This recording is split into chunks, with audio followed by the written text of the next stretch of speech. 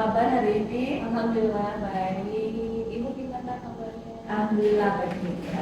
Tidak terasa ya 1 bulan kita tidak berjumpa, jadi kita bisa bertemu kembali di acara atau kegiatan PI3. Iya. Ya, semoga kegiatan hari ini bisa berjalan dengan lancar. Amin. Saya bisa mendengar banyak cerita dari Bu Dewi. Iya. Oke, baik. Yang izin saya menanyakan, apakah Ibu Dewi sudah menginput instrumen lebar umpan balik LMS sesuai dengan responden yang telah diterapkan ke LMS? Sudah Ibu? Sudah semua? Sudah Itu semua. Ada berapa siswa? Ada 5 siswa dan 5 guru. Ya, dengan 1 kepala sekolah. Betul. 1 wakil kepala sekolah. Oh iya, kepala sekolah. Oke, bagus sekali ya. Kemudian apa saja proses yang sudah berjalan selama 1 bulan terakhir yang sudah Dewi pelajari, lalu saya boleh nanya tindak lanjut dari penampingan 2 kemarin, kemudian apa saja yang capaian selama 1 bulan terakhir Ya. yang Ibu belajar secara daring? Ya. Baik Ibu, yang pertama proses yang sudah saya lakukan selama 1 bulan terakhir itu adalah melakukan kegiatan aksi nyata dalam mewujudkan visi guru penggerak dan visi sekolah yang memang visi guru penggerak yang sudah dibuat itu pada saat pendampingan individu 2 itu ternyata sama semua dengan visi sekolah. Jadi kemudian juga kan kami sudah mendiskusikan dengan guru-guru gitu ya, dan kita semua sudah satu visi gitu, bahwa apa yang sudah kami buat itu satu visi juga dengan visi sekolah. Jadi pernah dibahas visi sekolah bersama rekan guru-guru semuanya. Betul pada saat pendampingan individu 2 bulan lalu gitu. Kemudian juga yang kedua adalah mempelajari dan menerapkan budaya positif dengan membuat keyakinan kelas bersama murid dan melakukan segitiga restitusi juga bersama murid, serta melakukan best practice budaya positif kepada rekan sejawat. Kemudian yang ketiga, saya mempelajari, merancang dan menerapkan pembelajaran berdiferensiasi serta pembelajaran sosial dan emosional di sekolah. Banyak sekali yang sudah dipelajari. Ya.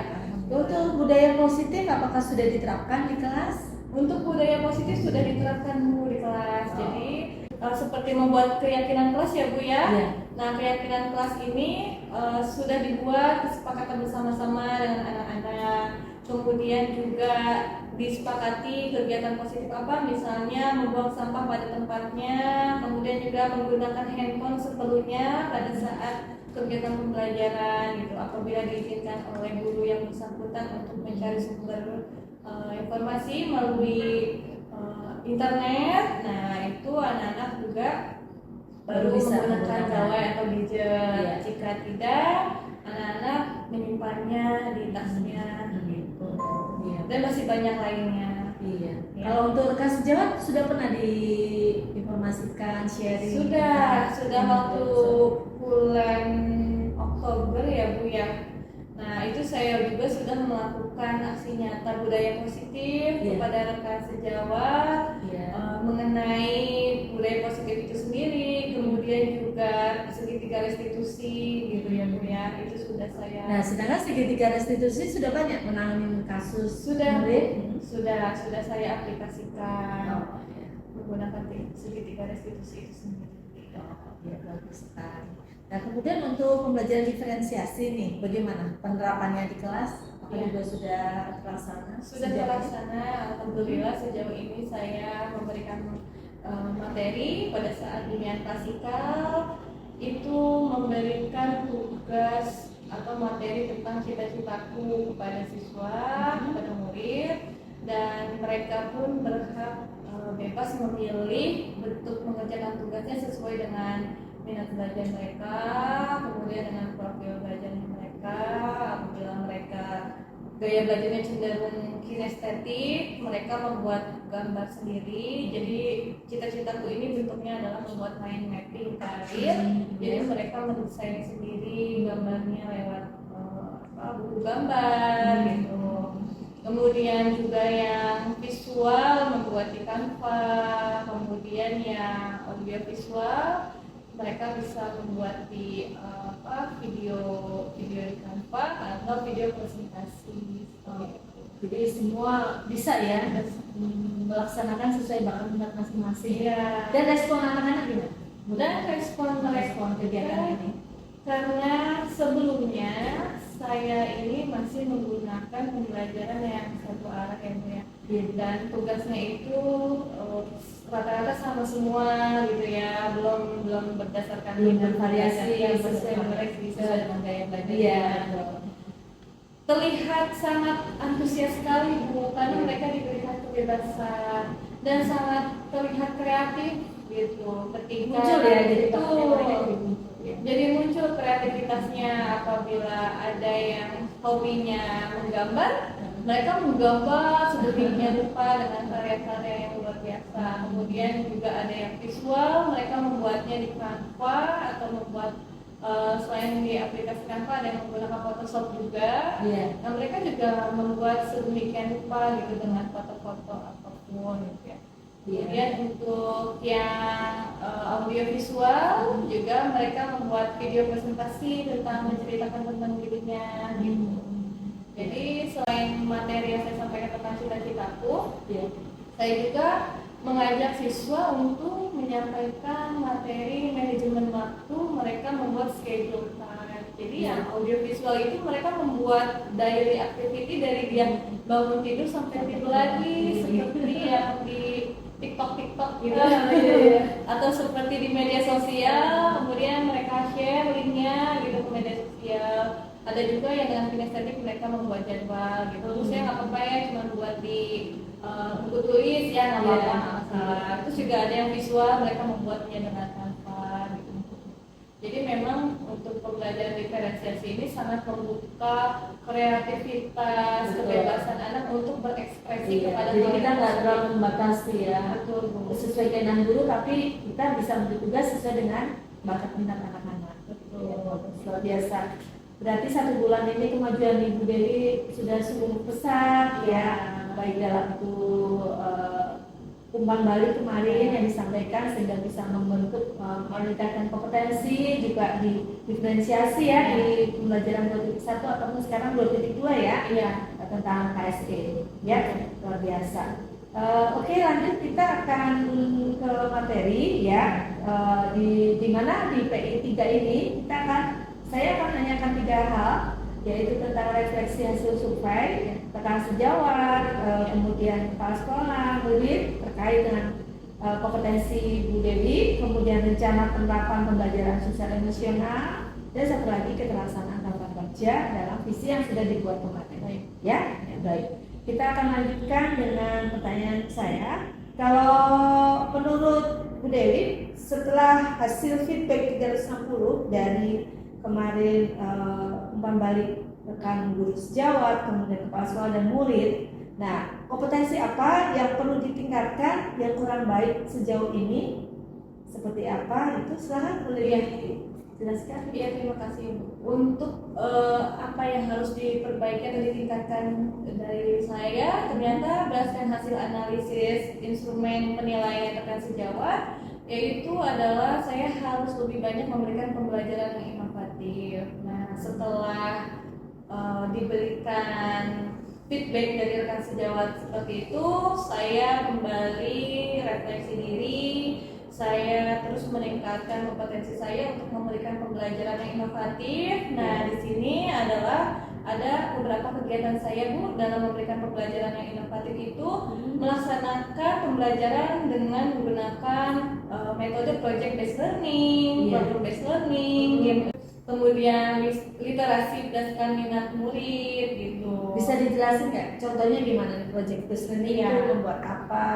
Problem based learning gimana gitu? Untuk kegiatan yang pertama ada project based learning, saya mengajak murid untuk membuat pohon karir. Ini yang dilaksanakan di kelas 12. Memang fokus kita dari BK sendiri di kelas 12 itu adalah perencanaan karir masa depan yang setelah lulus SMK gitu. Dan saya di sini menyampaikan tentang keputusan karir, pengambilan keputusan karir, yang dimana mereka mengetahui informasi jenis-jenis pekerjaan berdasarkan minat mereka masing-masing gitu. Makanya dibuatlah pohon karir gitu. Pernah nggak mendatangkan narasumber gitu tentang karir ini itu? Biasanya kita bekerja sama dengan Universitas-universitas Bu. Oh. Ya, universitas-universitas baik dari perguruan tinggi swasta atau perguruan tinggi negeri yang di dalamnya itu mereka juga memberikan informasi tentang lapangan pekerjaan, kemudian juga tentang jurusan-jurusan yang sesuai dengan pekerjaan di lapangan seperti itu. Oh Ya. iya, baik. Oke. Kemudian tentang problem based learning ini gimana? Ya, untuk problem based learning sendiri saya menyampaikan materi tentang bullying. Ya, jadi saya menayangkan sebuah video yang diamati oleh siswa atau murid, kemudian itu dilakukan secara berkelompok dan di mana kelompok itu menganalisis problem yang terjadi dan juga pencegahan atau pemecahan masalah dari tayangan video tersebut. Dan ini perwakilan kelompoknya menampilkan hasil dari kesimpulan diskusi kelompok. Iya. Lalu gimana feedback dari murid-murid dengan dua program ibu ini dengan project maupun problem based learning Iya. sejauh ini? Kalau untuk project based learning, anak lebih aktif gerak ya Bu ya, karena mereka di situ membuat suatu karya gitu. Dan bebas mengekspresikan diri. Kalau di problem based learning, mereka geraknya lebih ke diskusi ya? Ya, lebih ke diskusi dan berpikir kritis. Nah, betul. Ya, untuk menganalisa sebuah kejadian dalam tayangan video tersebut. Oh iya, bagus. Ya. Oke, kemudian untuk game education-nya? Ya, game Seperti apa, education-nya itu mereka melakukan kegiatan apa ya namanya ini balon rantai. Caranya seperti apa? Iya. Jadi bentuk kegiatannya itu mereka berkelompok dan masing-masing memeluk balon. Dan yang barisan paling depan itu adalah yang memberikan instruksi kanan kiri jalan maju atau stop. Kemudian yang belakang itu fungsinya untuk menahan supaya balonnya itu tidak terjatuh. Supaya kelompoknya itu tidak terlepas. Nah, itu reaksi jadi itu anak. butuh kerjasama gitu ya, tim ya? Kerjasama tim dan juga kekompakannya. Karena memang BK itu ada kaitannya dengan pembentukan karakter ya. Entah itu P5 gitu ya, entah itu salah satu kerja tim itu juga bagus ya, gotong royong kan ya untuk pembentukan karakter. Oke, bagus sekali itu. Untuk selanjutnya literasi berdasarkan minat murid ya. Seperti apa Ibu maksudnya? Pada saat saya melihat situasi di kelas jam istirahat ya Bu ya, anak-anak itu kan cenderung dengan handphonenya di zaman sekarang Nah, muncullah ide saya untuk mereka bisa memanfaatkan gadgetnya kepada hal yang positif. Dan akhirnya saya membuat rancangan pembelajaran yang dimana mereka itu bisa memanfaatkan gadgetnya untuk membaca. Dan saya membuat kelompok belajar berdasarkan minat mereka. Ada yang minatnya ke seni, ada yang minatnya. Jadi mereka baca seni gitu. Ya, ada yang minatnya ke sains, ada yang ke teknologi, dan ini mereka saling berkumpul terhadap satu minat yang sama. Nah, seni dengan yang seni, yang teknologi dengan yang teknologi dan sebagainya. Platform apa yang digunakan untuk literasi ini? Platformnya itu saya menggunakan hasil jurnal penelitian aja. Jadi mereka diberikan kebebasan untuk mencari sumber informasi berdasarkan hasil penelitian. Misalnya dengan Google Scholar, kemudian juga ada buku elektronik ya Bu ya, buku online yang ada di Google. Nah, itu bisa dimanfaatkan. Memang ada yang berminat ke sastra dan mereka itu cenderung membaca cerita fiksi seperti novel. Nah, kemudian saya berikan kebebasan kepada mereka novelnya yang bisa memotivasi atau menginspirasi teman-temannya. Dan itu mereka memakai aplikasi apa gitu ya Pak namanya. Kalau untuk mengarang sejauh ini pernah nggak diterapkan? Belum pernah. Belum. Jadi baru membaca ya? Iya. Mungkin nanti membaca next, dan menyimpulkan. Kemudian setelah membaca itu mereka mencatat masing-masing individu walaupun berkelompok mencatat apa yang dibaca, menjadi kesimpulannya. benang merahnya, Iya. atau intinya, dan mempresentasikan dan menyampaikan kepada semua rekan-rekannya gitu. Oh iya, bagus sekali Bu Dewi. Mungkin nanti bisa ditambahkan pengarang ya. Oh iya. Suatu saat mungkin dari anak-anak akan muncul kan pengarang-pengarang gitu ya, dari literasi kan gitu. Iya. Soalnya itu ada kaitannya Iya. gitu.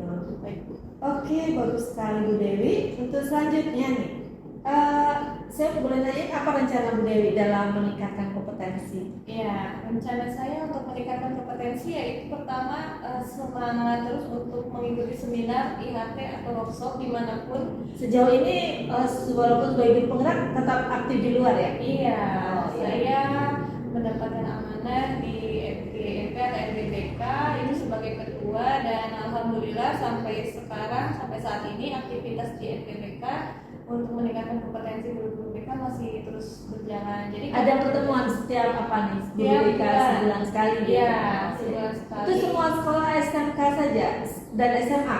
SMK dan SMA memang terkadang hanya SMK saja, tapi kita lebih seringnya SMA, SMK dan MA. Oh iya. Ya, Berarti tingkat SLTA itu ya? betul. Satu kabupaten? Betul. Oh iya. Ada berapa sekolah itu kalau berkumpul? Kalau berkumpul, yang aktif ya Bu ya, Iya. yang terlibat aktif kurang lebih 70 sekolah. Oh banyak juga ya? Iya. Dari SMK biasanya. Soalnya itu satu kabupaten berarti sampai ke yang kecamatan-kecamatan yang jauh ya? Juga ya? Betul. Sampai ke Pakis dan Titan. Itu biasanya kalau berkumpul di mana kegiatannya? Tergantung Bu, kalau kita kan juga kerjasama dengan universitas-universitas negeri atau swasta. Iya. Kadang di hotel di Kota Karawang, ya, atau di SMK yang ada di tengah-tengah. Iya betul. Iya. Bagus. Kemudian apa saja yang biasanya disampaikan di situ? Apakah membahas tentang sebuah program bersama Iya. atau apa yang harus diterapkan di sekolah gitu? Iya. Seperti apa? Yang disampaikan tentunya adalah program kegiatan yang ada di MGBK itu sendiri, kemudian juga ada pelatihan-pelatihan untuk meningkatkan skill kompetensi guru BK-nya dalam menghadapi siswa, dalam menggunakan teknologi gitu. Terus juga kemarin kita baru mendapatkan pelatihan di Bridge Hotel, sponsornya itu dari CCIT UI Iya. untuk guru SMA, SMK dan MA Iya. mengenai pemanfaatan teknologi untuk guru BK. Iya. Bagus sekali ya, banyak program juga untuk guru BK ya Ibu ya. Oke. Nah, siapa saja yang Ibu libatkan untuk meningkatkan kompetensi Ibu? Iya. sebagai penggerak? Yang pasti adalah kepala sekolah ya Bu ya, karena beliau adalah yang memiliki wewenang dan pemangku kepentingan inti gitu. Kemudian juga ada rekan sejawat yang tanpa adanya rekan sejawat itu tidak akan berjalan Bu, karena kalau sendirian itu kan tidak akan lancar gitu ya. Iya. Makanya bagi saya rekan sejawat itu sangat penting. Sangat penting, sekali. ya. Kemudian komunitas MGMP atau MGBK dan murid-murid. Iya. Kalau orang tua murid gimana ya? Keterlibatannya karena mungkin SMA apa? Sejauh mana gitu orang tua kalau terlibat dalam pendidikan di SMA ini? Kalau orang tua itu lebih kepada perencanaan karir dan pembentukan karakter siswa Bu. Ya, jadi memang yang saya tangani itu kan ada 900 siswa. Iya. Satu angkatan itu satu sekolah itu ada 2.600, sedangkan guru BK-nya hanya 7 orang. Iya. Jadi untuk bekerja sama dengan orang tua itu kita pada saat konferensi kasus Bu. Jadi kalau ada kasus saja gitu, Iya. sejauh itu aman-aman saja hanya dengan muridnya gitu ya. Betul, karena memang ada kendalanya sendiri. Kalau orang tua kan ada kesibukan juga Nah. ya Bu ya, dan rata-rata pekerjaan orang tuanya itu adalah karyawan di perusahaan yang memang untuk izin ke sekolah juga susah gitu. Jadi memang ada keterbatasan. Ya minimal kita bisa komunikasi lewat WA Ya. untuk menanyakan kabar anaknya, kesulitan belajar. Sejauh ini pernah ada kasus yang pelik gitu kan? Kasus yang pelik sih relatif ya Bu, tapi masih dalam tahap wajar. Oh iya. Karena memang belum pernah terdengar sesuatu hal yang heboh ya dari sekolah sini ya. Karena memang Bu, ini penting sekali gitu ya, seluruh stakeholder sekolah dalam membentuk karakter siswa itu semua sangat Kelihatan ya? sangat bekerja sama Iya. satu sama lain. Iya, betul. Dari tim kesiswaannya gitu ya. Nah, jadi karena bagus kerjasamanya, Iya. jadi terciptalah aman, nyaman, Iya, tenang seperti ini ya. alhamdulillah. Anak-anak kondusif gitu ya Iya. dalam belajarnya ya. Iya. Tidak ada kenakalan remaja yang Iya. dengar gitu ya. Itu pasti hasil kerja keras bersama. Iya. Gitu, Bu. Oke, sip. Kita lanjutkan lagi ya, Bu Dewi. Nah, selama ini Bu Dewi sudah mempelajari 1.4, 2.1, 2.2 ya, selama 1 bulan terakhir. Iya. Nah, setelah Ibu mempelajari 2.2 ini, apa saja yang Ibu sudah pelajari, boleh disampaikan? Iya, yang sudah saya dapatkan tentunya mengenai penelitian tentang pembelajaran sosial dan emosional, kemudian juga definisi dari pembelajaran sosial dan emosional itu sendiri, kemudian 5 kompetensi sosial dan emosional, kemudian kesadaran penuh atau mindfulness, kemudian implementasi pembelajaran sosial dan emosional di kelas dan di sekolah, dan penguatan kompetensi sosial dan emosional pendidik dan tenaga pendidikan. Iya. Kemudian apa rencana Ibu Dewi dalam pembelajaran sosial emosional yang diterapkan di kelas? Rencana saya yang pertama adalah merancang pembelajaran yang terdapat unsur 5 kompetensi sosial dan emosional dan melaksanakan pembelajarannya ke dalam kelas. Terus juga setelah itu berbagi praktik baik kepada rekan sejawat, dan tentunya yang paling penting adalah melakukan refleksi diri atau mindfulness untuk diri sendiri supaya bisa meningkatkan 5 kompetensi sosial dan emosional itu sendiri. Yang pertama ada kesadaran diri, kemudian juga manajemen diri, kesadaran sosial, kemudian hubungan relasi, dan kemudian pengambilan keputusan, bertanggung jawab. Iya, iya. Nah, saya boleh dengar nih kompetensi sosial emosional nih yang tadi sudah disebutkan di awal Iya. ya. Apakah itu sudah diterapkan di kelas? Sudah diterapkan. Oke. Memang bagus. di bimbingan konseling sendiri itu Sudah tujuannya mengikuti itu ya? iya Bu, Namanya untuk juga meningkatkan. berbeda ya. Pasti ada kaitannya dengan sosial emosional. Iya. Nah, pembelajaran sosial emosional itu apa sih Iya. yang dimaksudkan? Yang saya pahami itu pembelajaran yang dilakukan secara kolaboratif oleh seluruh komunitas sekolah.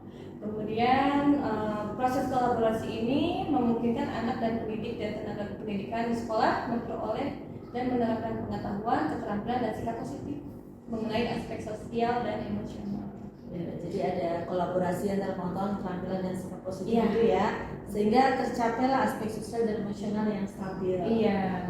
Ya, bagus sekali Ibu. Nah, untuk mindfulness gimana?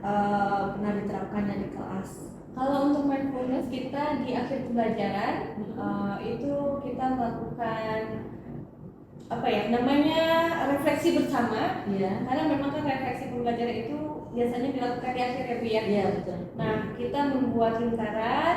Iya. Saya tanyakan perasaan. Berdiri gitu, posisinya Iya, berdiri. posisinya berdiri, saling berpegangan, yang Iya. perempuan dengan yang perempuan, Iya. dan yang laki-laki itu biasanya memutus Memutus. setelah dulu gitu kan dengan teman-teman jenisnya. Iya.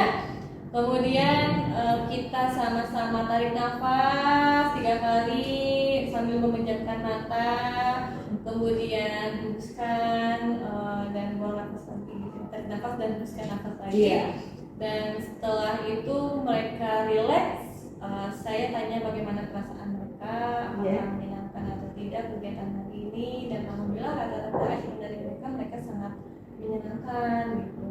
Kemudian saya minta mereka untuk mengungkapkan satu kata tentang perasaan mereka. Iya. Apa aja nih, yang diungkapkan sama Iya, kata-kata? seperti contohnya yang cita-citaku ya Bu. Iya. Ada yang kata-kata itu semakin punya tujuan hidup, kemudian semakin Jelas jelas, gitu ya? semakin jelas, gitu.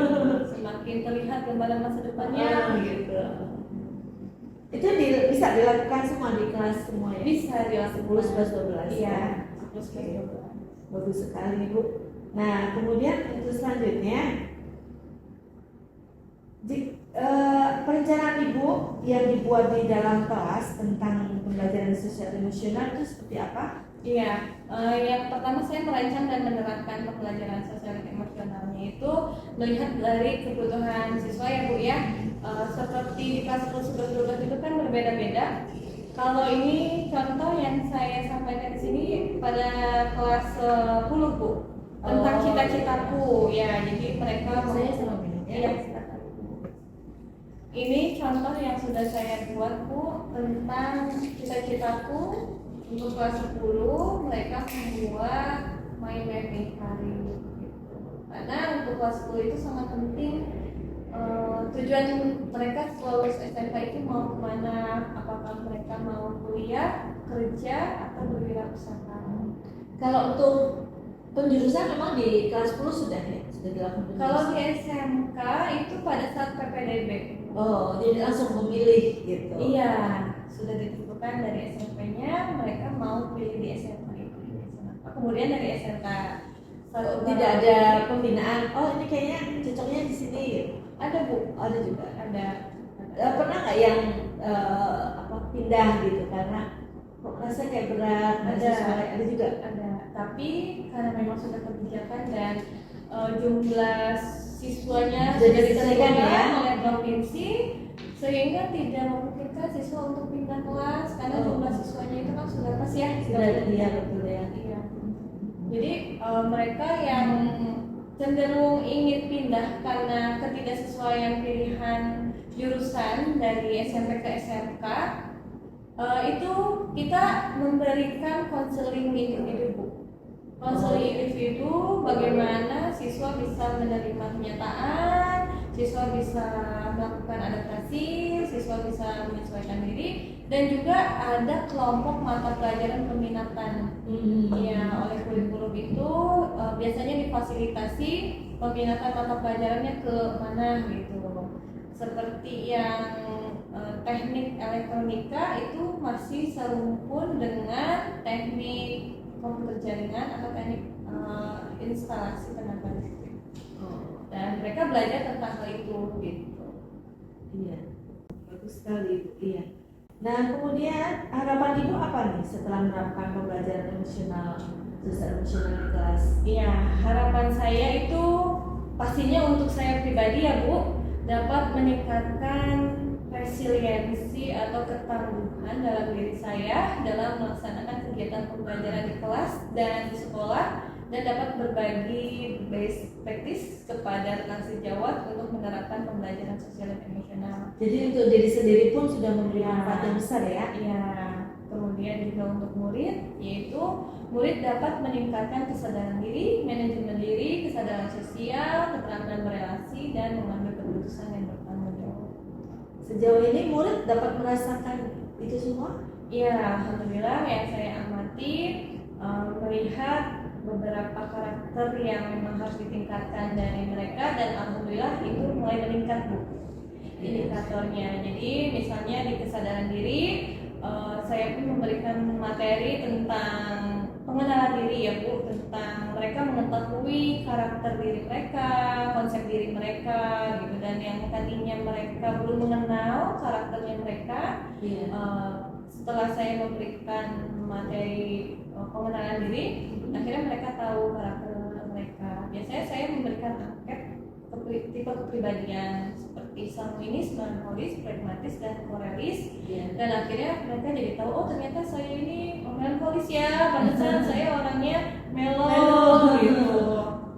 Oh ternyata rekan saya ini orangnya sanguinis ya, rame banget gitu kan, ceria banget gitu, dan bisa terlihatnya dari situ. Luar biasa ya, Ibu selalu berbagi juga dengan apa yang sudah dipelajari ke rekan-rekan gitu supaya mereka juga paham gitu ya. Ada ya. Ya, komunitas praktisi kalau di sini juga berjalan belum? Kalau komunitas praktisi belum Bu, belum ada memang, tapi kalau ada guru yang datang mau bertanya, dan ya, saya bantu untuk menjawab. Oh, gitu. Mungkin nanti next bisa diusulkan ke Bapak Kepala Sekolah ini ya, supaya jadi bukan hanya tentang apa kan, kalau MGP kan Ibu di luar sekolah ya, Jadi kalau di dalam sekolah sendiri belum ada, Belum seperti ada. komunitas belajar belum ada ya? di Belum sini? ada, tapi kita sudah punya namanya apa ya Bu, saya lupa. Nah itu kita berkumpul itu pada saat memang diperlukan, jadi sudah pasti kita yang kumpul gitu dan orang itu saja. Kalau bukan komunitas praktisi, saya lupa namanya apa gitu, mungkin nanti bisa saya cari ya. Dan itu biasanya diwadahi oleh kurikulum. Jadi kurikulum yang Iya. membuat schedule gitu Betul, pertemuannya. iya. Sebulan sekali atau belum tentu atau Belum pas tentu. Oh, pas ada aja Iya, kegiatan gitu. betul. Mungkin juga karena padat gitu ya kegiatan di sini. Iya. Tapi Sabtu libur ya. Sabtu libur. Memang guru-gurunya itu yang jadi kendala kami. Memang kan sebelumnya juga sudah ada CGP di sekolah ini gitu ya. Untuk membentuk komunitas praktisi itu kendalanya adalah jam mengajar Bu. Iya, Jam karena mengajar sampai itu sore gitu sampai ya. sore. Jadi kalau mau kegiatan lagi ya udah penuh ya. Iya. Misalnya mungkin di hari Sabtu ya. Iya, hari Sabtu dan Minggu memang kan juga guru-gurunya sudah punya schedule lain. Iya. Soalnya dari Senin sampai Jumat juga sudah full Iya. dari pagi sampai sore semua ya. Iya. Ya mungkin nanti akan ada pertimbangan yang lain ya. Iya, semoga. Iya baik. Oke, terima kasih untuk jawaban-jawaban yang luar biasa ya. Saya banyak mengerti, melihat dari apa yang sudah dijabarkan Bu Dewi. Oke, kita lanjut ya Bu Dewi. Untuk PI 2 kemarin, Bu Dewi sudah menyampaikan tentang visi Iya. ya, visi Bu Dewi. Iya. Nah, boleh dikupas kembali apa visi Bu Dewi? Iya, untuk visi saya yaitu terwujudnya generasi yang beralam mulia, berprestasi unggul, kreatif dan inovatif, berdaya juang tinggi, mandiri dan berkebinekaan global. Iya, ini prakarsa perubahannya apa nih yang digunakan untuk mencapai visi ini? Iya, prakarsa perubahannya adalah menciptakan program kegiatan yang mewujudkan generasi yang beranak mulia, berprestasi unggul, kreatif dan inovatif, berdaya juang tinggi, mandiri dan berkebinekaan global. Nah, saya pengen tahu nih program-programnya apa nih? Menciptakan program kegiatan ya? Bisa dijabarkan Ibu lewat Bagja ya? Iya. Oke, silakan. Untuk yang membuat pertanyaan itu saya buat apa yang harus saya lakukan dalam mewujudkan siswa yang berakhlak mulia, berprestasi unggul, kreatif dan inovatif, berdaya juang tinggi, mandiri dan berkebinekaan global. Yaitu daftar tindakan dan pendidikannya: 1. Berkomunikasi dengan kepala sekolah, rekan guru untuk merancang program kegiatan untuk mewujudkan visi. Kemudian juga melakukan sosialisasi kepada siswa, orang tua, atau komunitas sekolah mengenai rancangan program kegiatan untuk mewujudkan visi. Dia lanjut. Kemudian untuk ambil pelajaran, saya merancang pertanyaan apa saja kegiatan yang dapat dilakukan untuk mewujudkan siswa yang berakhlak mulia, berprestasi unggul, kreatif dan inovatif, berdaya juang tinggi, mandiri dan berkebinekaan global, dan siapa saja yang terlibat dalam pelaksanaan program kegiatan yang dirancang. Daftar tindakan atau penyelidikannya: 1. Mencari data tentang minat dan bakat siswa. 2. Mengelompokkan siswa sesuai dengan minat dan bakatnya, kemudian memfasilitasinya melalui ekstrakurikuler sekolah. 3. Mencari data tentang gaya belajar siswa. 4. Mencari data tentang metode pembelajaran yang diminati siswa. 5. Melakukan kegiatan pembelajaran yang berdiferensiasi. 6. Melaksanakan pembiasaan di sekolah seperti upacara bendera, mengaji, BBM karir, pramuka, sholat berjamaah, kaizen, 5S, karya dalam kegiatan P5, dan bekerja sama dengan kepala sekolah dan pihak-pihak terkait dalam melaksanakan IHT atau workshop atau seminar untuk guru dan juga siswa. Kemudian untuk gali mimpi, bagaimana cara mewujudkan program kegiatan yang telah dirancang untuk mewujudkan siswa yang berakhlak mulia, berprestasi unggul, kreatif dan inovatif, berdaya juang tinggi, mandiri dan berkebinekaan global. Daftar tindakan atau penyelidikannya: 1. Membagi tupoksi mengenai program kegiatan yang akan dilaksanakan bersama dengan rekan kerja. Kemudian melaksanakan program kegiatan yang telah disusun sesuai dengan tupoksinya.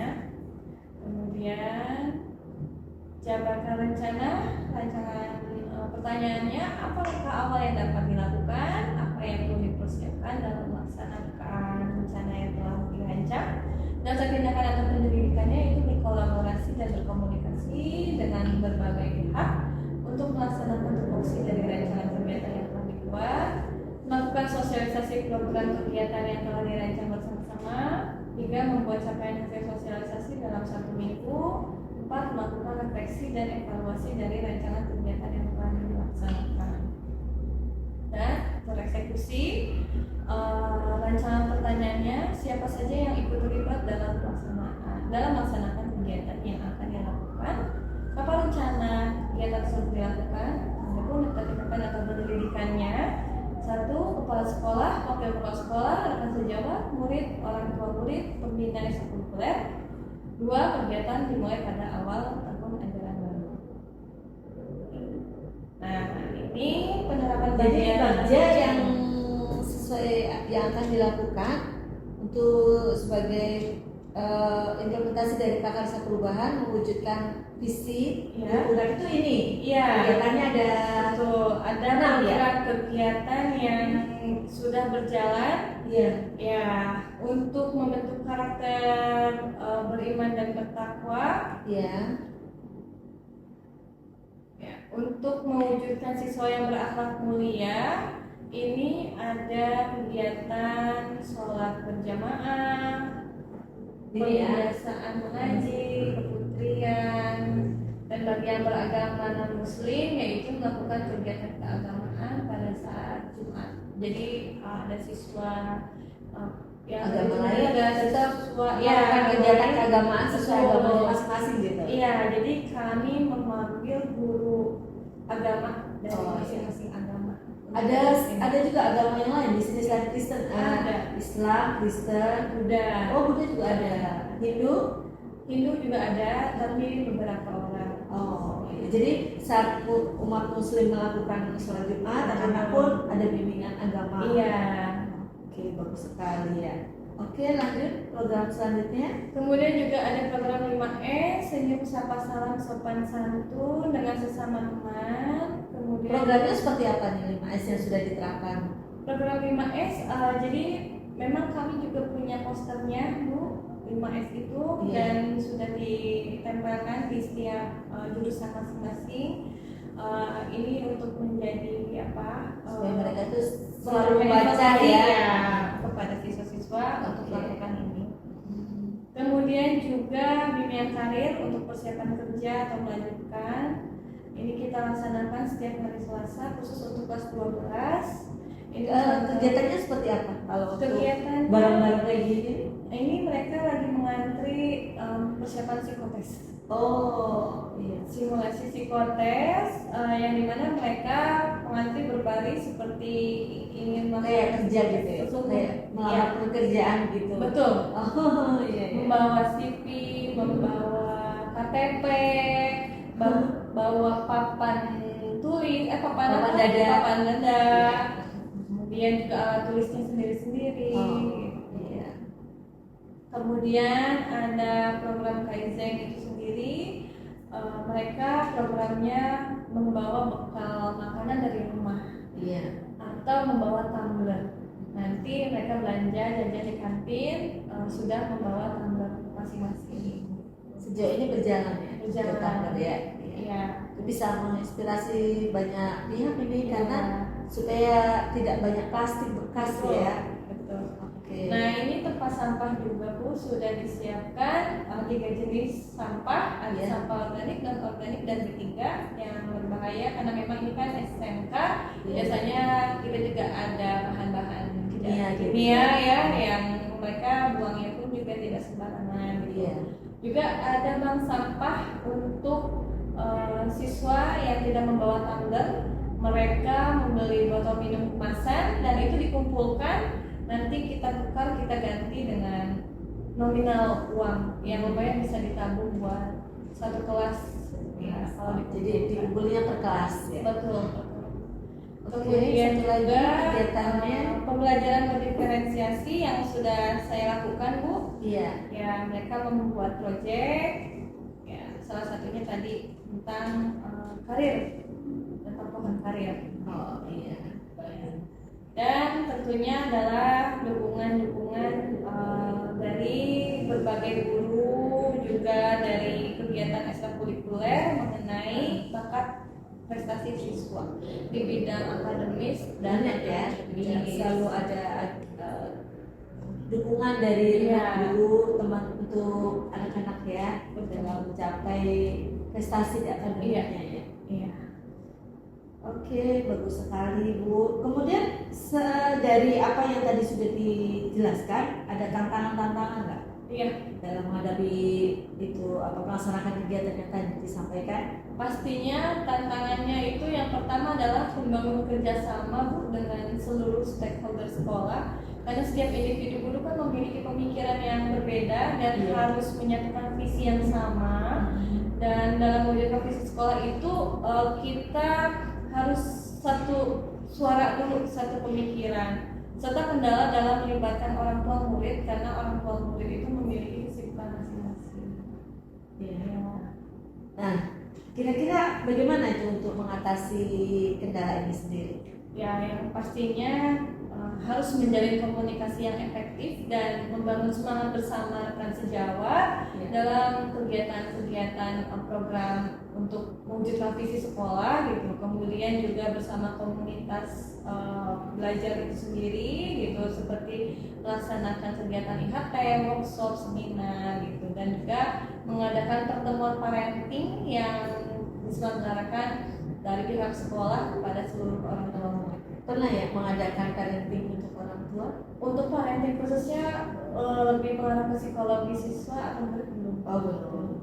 Mungkin di awal tahun ajaran gitu. Ya. Ya seberapa yang hadir ya, paling enggak kan sudah disediakan. Betul. Biasanya itu kalau di tahun ajaran baru kegiatan sosialisasi tentang untuk kegiatan di SMK itu sendiri ya Bu, yang biasanya sudah diwakili oleh lokasi kesiswaan memberikan gambaran kepada kedua orang tua murid gitu tentang peraturan-peraturan yang ada di sekolah itu sendiri. Namun secara khususnya atau secara lebih dalamnya parenting mengenai psikologi murid itu dilakukannya pada saat konferensi kasus saja itu pada saat ada siswa yang memang mungkin karena jumlah siswanya yang banyak gitu ya. Iya. Tapi mungkin bisa diagendakan ya dari BPBK kan bagaimana bisa mungkin juga melakukan kerjasama dengan instansi apa gitu ya yang menangani gitu. Jadi punya nilai lebih lagi juga buat sekolah, juga orang tua punya pemahaman lebih baik lagi gitu ya. Karena memang sebuah sekolah pendidikan itu kan perlu kerjasama antara guru dengan orang tua ya, walaupun sekolah itu seberapapun banyak murid gitu ya, kita harus bisa gitu ya melaksanakan hal seperti itu ya Bu Dewi. Oke, bagus sekali. Nah kemudian untuk selanjutnya apa yang perlu diperbaiki ke depannya terkait dengan pelaksanaan tahapan Bagja itu dalam perubahan diri Bu Dewi sehingga bisa mencapai visi yang dirumuskan tadi? Yang pasti saya lebih aktif lagi dalam menjalin komunikasi kepada rekan sejawat dan juga meminta dukungan dari kepala sekolah mengenai program-program yang belum terlaksana, khususnya yang mengenai parenting itu sendiri untuk murid gitu ya. Barangkali mungkin bisa dikomunikasikan juga dengan kurikulum. Dengan kurikulum dan juga kesiswaan juga ya, itu memang berkaitan ya. Betul sekali. Apalagi BPBK itu kan ada kaitannya. Kurikulum dia, kesiswaan dia gitu kan, jadi benang merah gitu ya, hubungan antara semuanya ya. Jantungnya sekolah BPBK ya. Jadi punya atensi yang besar sekali di sekolah. Iya, tidak terasa sekali Bu Dewi, saya banyak mendengar cerita ya pengalaman Bu Dewi yang bisa saya gali selama 1 bulan ini. Luar biasa, saya menyimak semuanya dengan baik. Nah, dari pendampingan ini apa yang menarik?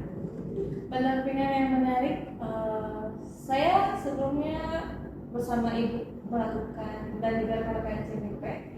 Sebelumnya saya bersama Ibu dan rekan-rekan CGP melakukan persiapan. Nah itu yang paling tertarik bagi saya. Jadi untuk menyiapkan sedemikian rupa agar pendampingan individu ini berjalan dengan lancar. Ya salah satunya kita membuat PPT. Gitu ya, ini sangat tertarik sekali.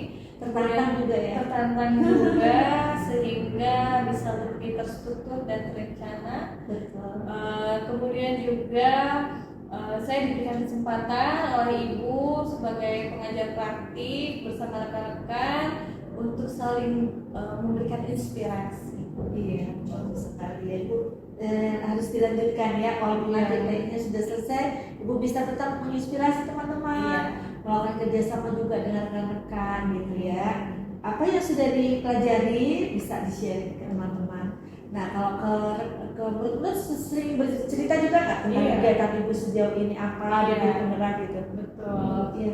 Saya juga di kelas melihat ekspresi anak-anak ya Bu ya, yang tidak sesuai dengan pikiran mereka, bahwa yang saya tanya ke mereka itu gimana sih perasaannya kalau guru BK masuk kelas. Sebelumnya Bu, awalnya Bu takut gitu kan, awalnya saya deg-degan kalau ada guru BK di kelas, terus setelah itu gimana, ternyata kita enak aja Bu ya, ternyata ya seru Bu gitu. Terus bahkan Sekarang dinanti-nanti gitu ya. betul Bu, alhamdulillah. Dan pada saat pelajaran BK sudah selesai, ya itu di request, ibu udah Bu sampai pulang aja, sampai sore aja gitu. Jadi memang dari sambutan murid-murid pun juga welcome gitu terhadap guru BK khususnya gitu ya. Kemudian juga dari segi pembelajarannya, Bu, senang Bu kita membuat produk gitu, seperti pohon karir, seperti mind mapping gitu, seperti games education gitu kan. Mungkin itu belum pernah dialami, didapat dulu-dulunya gitu ya, baru sekarang-sekarang gitu ya. Dan alhamdulillah, dan itu membawa saya sebagai guru BK jadi semakin bersemangat untuk menyiapkan pembelajaran di kelas.